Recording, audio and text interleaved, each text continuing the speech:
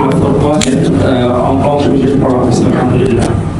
আমরা খেয়াল রাখবো মানে আমরা ইনশাআল্লাহ আগামী দিন থেকে আপনাদেরকে বলে দিব কোন কোন সূরা আজকে পড়া হবে। তবে পারা খেয়াল রাখলে ভালো, 18 পারাতে কোন কোন সূরা আছে আপনারা খুললে দেখবেন ইনশাআল্লাহ। হ্যাঁ জি, এবং এটা আমাদের জন্য সুবিধা হবে। আমরা সূরা নসর নিয়ে আলোচনা করছিলাম যে ব্যক্তি জীবনে, সামাজিক জীবনে, রাষ্ট্রীয় জীবনে যখন মানুষের আল্লাহর সাহায্যের ফলে সফলতা আসে, বিজয় আসে, করণীয়টা কি আসলে আল্লাহ সুবহানাহু ওয়া তাআলা অত্যন্ত সংক্ষিপ্ত আকারে কিন্তু একটা পূর্ণাঙ্গভাবে বলে দিচ্ছেন আমাদের করণীয়টা কি। সূরা নসর, এই সূরাটা আসলে সূরা মাদানিয়া, আমি কালকে ভুল বলছি সূরা মাক্কি না, সূরা যেহেতু সর্বশেষ সূরা, মাদানী সূরা। জি, তো এই সূরাটা আমাদের করণীয় সম্পর্কে বলছে। ফাসাব্বিহ, যে ব্যক্তি সফলতা লাভ করলো আল্লাহর সাহায্যের ফলে, তার প্রথম কাজ তাসবিহ করা। কেন এটা আমরা আলোচনা করলেই বুঝবো যে সাব্বিহ, আপনি তাসবিহ করুন, আপনি ঘোষণা দিন যে আপনার রব সকল ভুলের ঊর্ধ্বে, ত্রুটির ঊর্ধ্বে। আর রব শব্দের অর্থ হচ্ছে তিনটা: স্রষ্টা, মালিক, ওনার এবং সাস্টেইনার। আল খালিকু, আল মালিকু, আল মুদাব্বির, এই তিনটা অর্থ। অর্থাৎ স্রষ্টা হিসাবে, মালিক হিসাবে, সাস্টেইনার হিসাবে তিনি যা দেওয়ার কথা সব কিছু প্রোভাইড করছেন, এর মধ্যে কিঞ্চিত পরিমাণ কোনো কিছু কম করছেন না। এই কথা বলার মাধ্যমে আমি বুঝাচ্ছি যে আমিও তার ইবাদত করার সময় কি করব না, কোনো ঘাটতি করার চেষ্টা করব না। একেবারে ক্লিয়ার বক্তব্য, কিন্তু এখানে আমি মুফাসসিরদের বক্তব্য অন্য কোনো কিছু না এনে কোরআন থেকে কোরআন বোঝা যায়, কোরআন থেকে কোরআন বোঝা যায়। আল্লাহর কথা তো আল্লাহর কালাম। তাহলে তাসবিহ অর্থ কি? আপনার বিশ্বাস আপনার আল্লাহ সম্পর্কে, আপনার রব সম্পর্কে, তিনি কোনো কিছু করতে কোনো ভুল করছেন না, এই ঘোষণা দেওয়া কি বলা হয়? তাসবিহ। কি বলা হয়? তাসবিহ।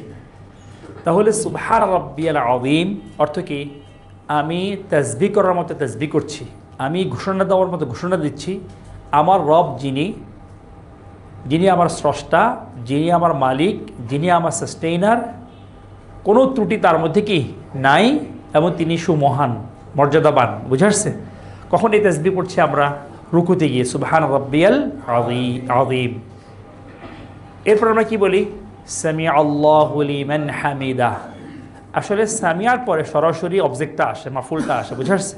যেমন সামিআতুল কোরআন, কিন্তু এখানে সামিয়ার পরে লি আসছে। সামিয়ার পরে কি আসছে? লি। সামিআ আল্লাহু লিমান হামিদা। কয়েকদিন আমাদের অনলাইন জগতে হুলিমান হামিদা নিয়ে কত কথা চলে গেছে না?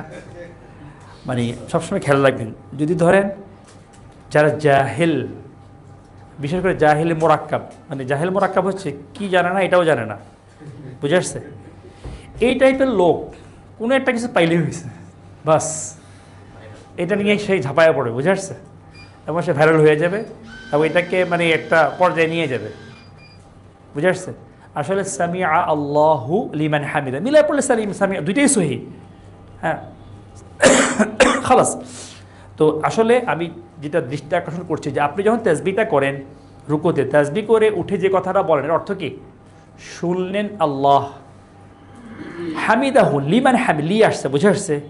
লি আসলে তখন অর্থ হচ্ছে যে মনোযোগ দিয়ে শোনা। কি দিয়ে শোনা? তাহলে আপনার কথা মনোযোগ দিয়ে কে শুনছেন? আল্লাহ। বুঝে আসছে না? আপনার মনোযোগ আছে কিনা সালাতের মধ্যে? আপনি যে বলছেন এতক্ষণ যা পড়ছেন, সূরা ফাতিহা পড়লেন, সানা পড়লেন, সূরা ফাতিহা পড়লেন, সূরা মিলালেন, এরপর রুকুত তাসবিহ পড়লেন, আল্লাহু আকবার বলে দাঁড়ালেন, এরপর আবার রুকুত তাসবিহ পড়ে দাঁড়ালেন। আল্লাহ আপনার মুখ দিয়ে কি বলাচ্ছেন? যে বান্দা তুমি বলো আল্লাহ আমার কথা মনোযোগ দিয়ে শুনেছেন। বুঝে আসছে? হ্যাঁ, অর্থ জানলে কিন্তু দেখেন যে ধরেন বোঝানোর জন্য প্রেসিডেন্ট আপনার কথা মনোযোগ দিয়ে শুনতেছেন, প্রেসিডেন্ট আপনার সাথে কথা, প্রধানমন্ত্রী সরকার, আমাদের দেশ প্রধানমন্ত্রী, নতুন প্রধানমন্ত্রী, উনি কথা বলতেছেন, আপনি শুনতেছেন না, আপনি কথা উনি মনোযোগ শুনতেছেন। বুঝে আসছে? অবাক করার জিনিস না? তাহলে আপনি কত গুরুত্বপূর্ণ যার কাছে, বোঝানোর জন্য বলতেছি মানুষ হিসাবে।